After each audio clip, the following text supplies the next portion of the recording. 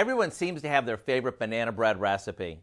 Some like to add chocolate chips, while others insist it's not prize-worthy unless there are walnuts in it. Now, we think both of those are good options, but without really ripe bananas, nothing else matters.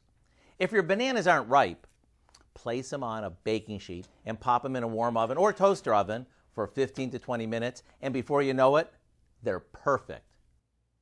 Then we place them in a bowl and beat them until they are the consistency of baby food. We beat in some sugar and let them sit for a few minutes. Allowing them to sit actually brings out their natural sugars. Now we add some applesauce, which lightens it up, along with a couple of eggs, and mix it before adding our basic dry ingredients and a splash of vanilla.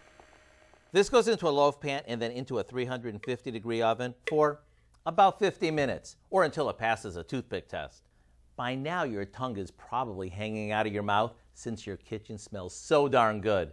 And whether you slather on some butter or eat it as is, I can promise this is gonna disappear quick. As always, you can get the recipe online. Just look for the recipe of the day, which we call Bapple Bread, since it's the combo of two of our favorites, bananas and apples. I'm Howard in the Mr. Food Test Kitchen, where today we found a super moist way for you to say, ooh, it's so good.